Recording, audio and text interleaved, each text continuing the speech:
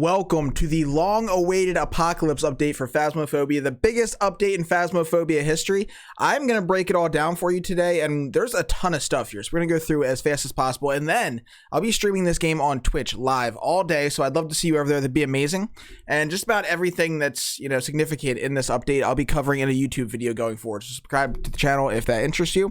Now, let's get started. Apocalypse, a major update, Sunny Meadows, custom difficulty, and much more. Welcome back. We've got an update for you. The long-awaited Asylum overall is finally here, along with much more. Apocalypse. With custom difficulty, we'd like to invite you to participate in the Apocalypse Challenge, thanks to our extra testers yesterday, V2. The event will start in the coming days. Keep your eyes peeled for an announcement on Discord, okay? Earn yourself 3 unique trophies for your collectible cabinet just by playing the game. To earn trophies, simply do the following.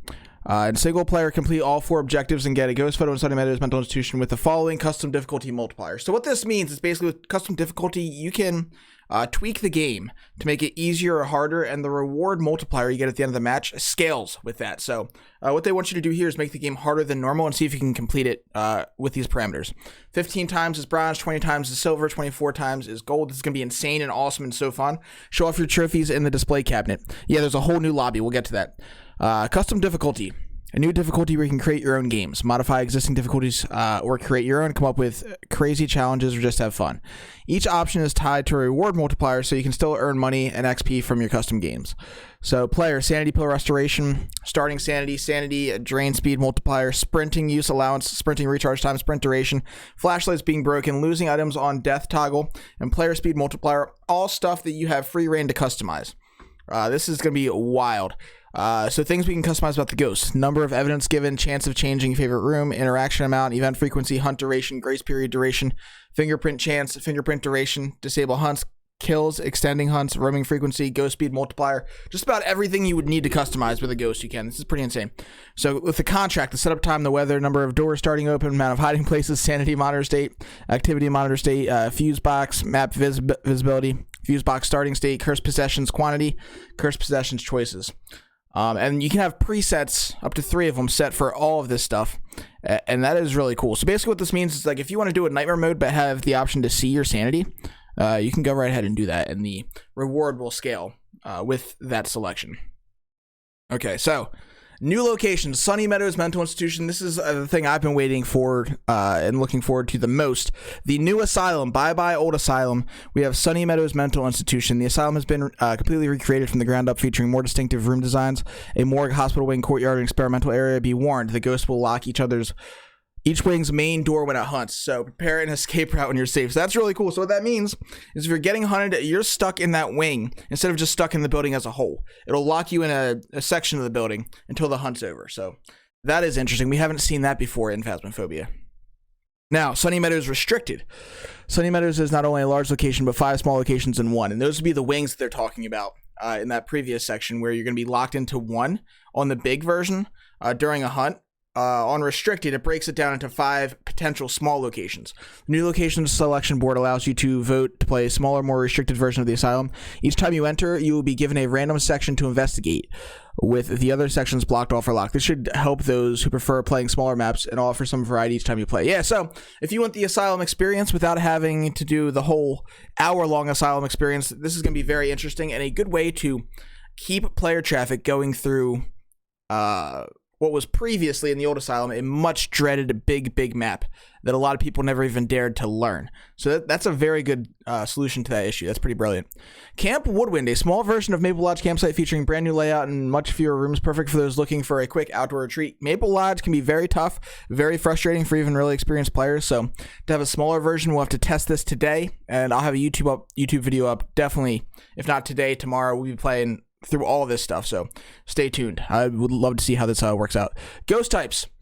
With the current system, often when a ghost interacts with, there's an object that barely moves. To remedy this, we've reworked how ghost throw works to make sure it's impactful, noticeable, and more exciting each time. Some ghosts have had their abilities and traits tweaked too. I have noticed sometimes something moves and you're not sure if it's a throw unless you have an EMF 3.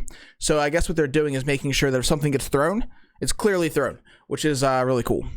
So all ghosts, all hunting and event sound effects volume will now drop to 0% when at least 20 meters away instead of just being quiet. So silent So if the ghost is outside of 20 meters, you can't hear them. I wonder how it's going to fade in. Like if we're at like 17, 18, 19 meters, we'll test that. I wonder how subtle it's going to be, because if it's really subtle at that distance and then kind of phases in, that's going to make this game a lot creepier when you kind of go around a hallway in Asylum and see a ghost that's, that you had no idea was that close. So the singing sound caused by the music box playing will now drop to 0% volume whenever 20 meters away. Cool. That would make sense. If we're not hearing that distance, we're not hearing that distance. Throws now have a minimum throw power to avoid small throws. Okay, so minimum scenario, the ghost is throwing the thing, not just kind of like half throwing it or like confusing it with an interaction. Objects are now thrown higher, resulting in much more consistent throws. Awesome. During hunts, objects are thrown more often. So 50% chance to throw an object in range every 0.5 seconds. Poltergeist, 100% chance to throw an object in range every 0.5 seconds. Interesting. So we could mess with a polty during a hunt and kind of set up things in its path and see it yeet them. That'd be pretty cool. All right, Poltergeist, the Oni super throw. So the Oni had a hidden ability to throw things far and hard. That's been moved to the Poltergeist, which completely makes sense because the Poltergeist, anytime you're playing with some newer players that aren't sure of the specifics of the game, they might, as soon as they see things, they'll go into the house and see maybe one or two things getting thrown, they'll yell Polty.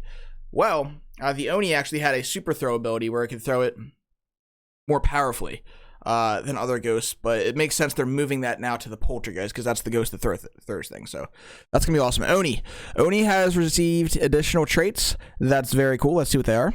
Oni will now drain double the sanity of a normal ghost during ghost events. That's awesome. I love this because that's an Oni buff right there, and the Oni needed a buff. You were more likely to get ghost events. You're never gonna get the hissing mist ball, but this actually makes the Oni definitely more dangerous to have double the sanity drain. That's pretty crazy. Oni can now be seen for longer periods when flickering during hunts. So it's the anti-phantom? Is that how that's going to work? So with a phantom, it's invisible for longer during the hunt flicker. So I guess the Oni is going to be easier to get that ghost photo of during the hunt. And it almost, that's a great, I think it's going to be a solid no evidence way to identify the Oni. So we'll have to test that, see how that works out. Demon, what's up with the Demon? Demon's rare ability to hunt above 70% will now happen more reliably. I've had this happen to me. It's terrifying, but I guess it may have been bugged or something more reliably. I guess that makes the Demon even more dangerous. So put your brown pants on because the Demon's going to get you. The Djinn sanity drain ability has received adjustments. The ability will now trigger if you're in the same room or within 3 meters of the ghost. Okay. Similar to how like a spirit box would work, but in terms of like range. So basically, if you're in the ghost room or near the ghost, if it's roaming outside of the room, it can drain that 25% sanity. The ability will now create EMF at the fuse box if any player is drained, not just the host. Okay, cool. So if you're on a smaller map and you have the EMF by the music box, by the EMF by the fuse box, and you're playing solo, and you might be able to hear it that way. Or if you're playing with a squad, one person gets a random EMF too, and the fuse box has not gone off, the breaker has not been turned off, then hey, Djinn. All right, reporting players. This is interesting. A lot of people have been calling for this. I play mostly solo, so for me personally, this isn't that big of a deal, but you hear stories all the time of crazy things happening. So obviously, I think every game should have a reporting system. So it's good they're adding it. Through the in-game journal, players can now report others who they believe are breaking our terms of service. Player reports will be reviewed by our team and punished accordingly depending on the offense. Bans are progressive and increase in duration for multiple offenses. Some offenses may start further in the chain than others. 2 days, 7 days, 30 days, permanent. You may also be banned from abusing the reporting system, spam reporting players. That's good because being a content creator, especially on, this isn't like directly related, but like I've been reported for false things on like TikTok before and had content temporarily taken down and stuff like that just because people were abusing the system. So having a recourse for those who are, out to get you, so to speak, because those people do exist. It's crazy. They do exist. That's a good balance. To report a player, open the new recent players tab in the journal, click the report icon next to that player's name. If banned, you'll still be able to play single player games. So that seems reasonable. We'll see how that shakes out. I'm sure there'll be all kinds of reports coming in. They'll have to, change the system here or there, tweak it, optimize it, but it's very good that this is implemented. I'm very excited. All right, new. My goodness, we're just getting to the new stuff. What is this? Due to paranormal entities appearing in the base of our operations, Ghost Hunt and Distribution has moved everyone into a new office. A warehouse has been converted with a shop, new investigation boards, access to the truck, and a staff room coming soon. Awesome. So bye-bye lobby. Player ID cards have been added. Awesome. A detailed statistics page has been added to the post-game screen. A long-term stat tracking page has been added to the journal for various player and ghost stats. Awesome. You will now connect to the last region you were in instead of connecting to your best ping region. The journal is now usable in the main menu room. Very nice. Steam users can now view and add friends. Nice. Weekly challenges have been added. More will be added with the progression update.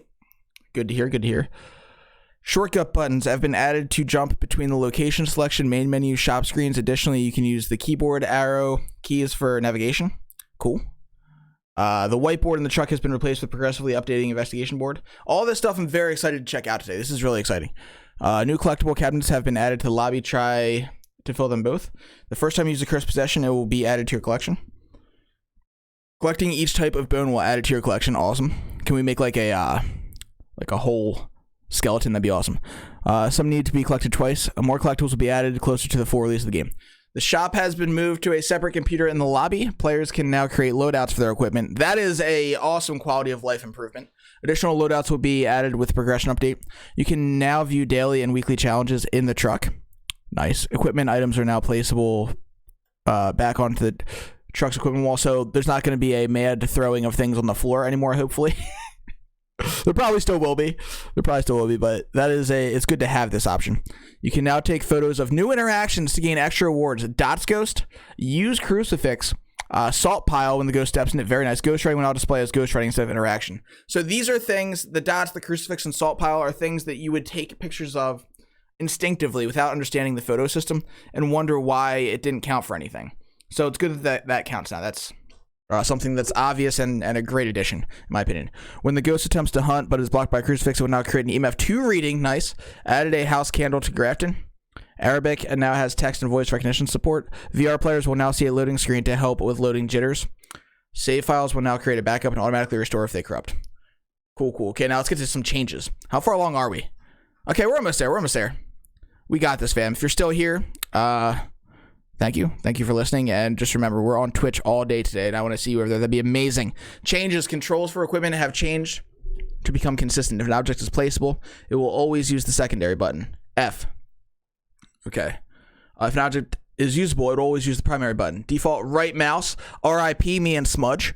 Okay. It took me forever just to get used to the controls for Smudge and not throw the Smudge stick by accident, so I'm definitely going to die a couple times today trying to smudge with the wrong button. This means Smudge sticks are now used with right mouse. That's what I was thinking. They read my mind. Collecting the bone will now grant more rewards when playing on larger maps. So they're scaling it just like guessing the ghost correctly with the map size. Very cool. And that actually makes sense because if you're on Sunny Meadows trying to find that bone, I'm sure it could be a challenge. It was on the old asylum. It is sometimes on high school. It takes a lot of time. So money for time. In the Phasmophobia world, a good trade. The photo point system has been removed. Instead, players will receive set amounts of money and XP per photo they take. This also allowed us to even out the rewards for photos, so getting a certain ghost type won't become a feels bad moment for what photos you can take. Cool.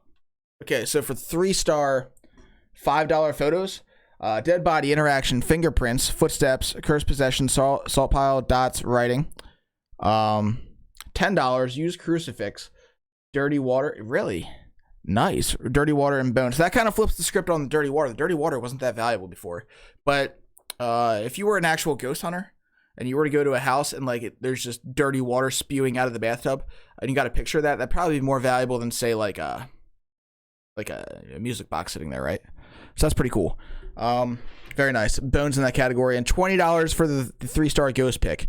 And I like how literal this is. This actually makes the game a lot easier to understand for a lot of people because trying to explain the previous point-based system for photos was awfully confusing. A lot of people got lost in the sauce on that one. So, and then you had a lot of experienced players getting frustrated if they were playing in a lobby with a newer player that took a photo of a dead body instead of the fingerprint. So this is actually, this is going to be really great. Okay, so photos are no longer affected by the difficulty multiplier. With these changes, you'll be getting more money than before. Awesome. Okay, the photo priority system has been improved. Items are scored by distance and how close they are to the middle of the photo. Ooh, the top scoring item will give rewards. So there's kind of a skill element to this then. You want to make sure that the subject is centered and close. Ghosts will always take priority over other items. Okay, regardless of distance, I guess. So even if you're trying to take a picture of a fingerprint and it's in the middle and the ghost kind of appears here in a ghost event as you're snapping it, I'm assuming the ghost, even if it's kind of like in the background, will take precedent. I'm assuming unless you already have a ghost photo. We'll have to test all this out. The reliability of the system has been improved. Awesome. Note, this also means that you will always get interaction photos before fingerprint photos. Get those UV lights back out. Wait, hold on. Okay. So because interaction and fingerprint are the same now, okay, we actually have to basically test. You can't kind of like cheese the fingerprints like you could before, where a door moves and you just snap a picture and get the fingerprint. That would be an interaction now. That's pretty cool. Yeah, so does that mean that you don't get a fingerprint photo at all unless you use a UV? We'll find out. The placement highlight mechanic has been reworked. You will only see the highlight when holding down your designated placement key and release to place. Okay. Moving the mouse left to right whilst holding F key is held will rotate the highlighted object. Cool. You can now place and rotate the tripod. Awesome. Various equipment's placeable areas have been adjusted. The fuse box has received a new design when in house and farmhouse locations. Sweet. Sanity drain for hide and seek is now 0%. Oh, so you can just okay, that's cool. All right, so there's no sanity hit for hide and seek. I see. The key in the truck has been moved to hang next to the door keypad instead of on the desk. This is a good change, a very small change, but a very good change. A lot of people will be happy about that for sure. Increased rewards for all daily challenges. Rewards for playing on a medium and large maps have been increased. You can now view 10 photos in the lobby room, increased from 6 from your previous game. Cool. So you can see the whole photo book, essentially. To improve performance, objects will no longer render when behind closed doors. Very nice. Adjusted the visuals for skyboxes for each weather so that they are more realistic. Improve the heavy rain and snow effects and performance. The main menu options screen has been removed and is now accessible only in the journal. Okay, cool. Some locations have been renamed. I will be interested to check this out. When dead, players can now see doors but walk through them. The volume of the guitar being played and camping stove toggle has been lowered. Ghosts will no longer see you through the trees by the cabin in Maple Lodge. A lot of people have died that way, so that's a good change in my opinion. I think a lot of people assumed that you rounded that corner on Maple and you block line of sight, but the ghost just kept accelerating until it clapped those cheeks. So ghosts can no longer set these rooms as his favorite in Maple Lodge campsite. Entrance, central path, north path. Interesting. Okay, so that yeah, if you get one of those path ghosts on campsite, it can be very frustrating and difficult to get all that evidence. So this might make campsite a lot easier. We'll have to test that. So much to test. I can't wait. Rebaked occlusion in Maple Lodge campsite, which may improve performance. The journal default button on the gamepad is now select instead of the D-pad up. Room names for the sound sensors will now be in the room they are placed in instead of the room you were standing in when you placed it. Candles will now extinguish when placed in your inventory. Ghosts now using the sprinting footstep sound when hunting on dirt floors. Okay, cool. Reduced RAM usage for fonts. Adjusted several light bloom values. Adjusted campfire particles and bloom. Okay, now let's get to the fixes. We're almost there, fam. We're almost there. I'm going as fast as I can. I'm about to die. I can't wait to play this update. This is going to be amazing. Fixed a long distance roams. Chances now high 30% when wandering. Medium 20% when wandering. Low 10% when wandering. Okay. Fixed. So this means hopefully, because a lot of players have noticed the ghosts like to roam and wander and go all these crazy places as of late. There was a certain point in Phasmophobia where that changed and the game got a lot harder. So maybe this will make it a little bit more logical, so to speak. Even though we're talking about ghosts in the first place, how logical could we be? Fixed ghost changing favorite rooms chance. For example, if a ghost long roams and ends up in a new room, do a chance check. Low 33, medium 66, high 100. Then do a check based on sanity. Okay. 30% sanity equals 70%. If successful for both chances, change favorite room. I see. Interesting. Okay. So we'll see how that actually shakes out practically in a match. Goryo will now have half the chance of other ghosts to long roam instead of double. Cool. Myling will now decrease the audible range of its hunt audio instead of only footsteps. Ooh, so that'll make the myling, because the myling test got really difficult there with the footsteps and the flashlight and the flickering and all that. So that should make it easier. You should hear the myling getting quieter before the other ghosts in general. If you have less than 16% sanity when lighting the last summoning circle, the ghost will now hunt instantly. Ooh, some people are going to die from that. When the summoning circle is lit, the ghost position will now sync faster for a non-host. Okay. Fingerprints on camping lamps will now be the correct size. You can no longer place objects on the truck ceiling. Fixed a rare issue where the voice recognition would not work due to an empty voice models file. Picking up a tripod with a camcorder attached by someone else will no longer break the camcorder. That's good news. You're no longer unkillable when hiding under stairs or similar objects in some locations. The hiding spot next to the cabin will no longer get you killed. That's good news. Grafton's upstairs locker can now be blocked. Bleasdale's workshop locker can now be blocked. Okay, cool.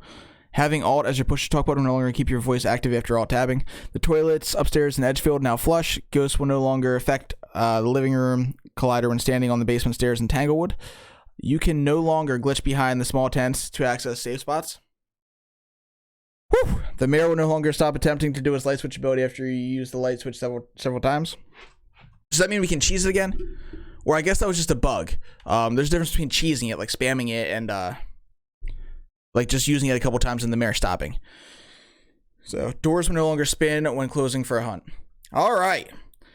My goodness, there's so much here. I can't wait to get over live on Twitch. Literally within the next couple of minutes here. See y'all over there.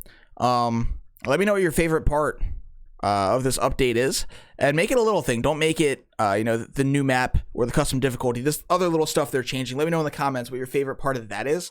And as I said, if there's anything we can test in this update, we will, and we will put it on YouTube, and we'll be doing it live on Twitch. Love y'all, and I'll see y'all in the next video. Happy ghost hunting, baby. It's finally here.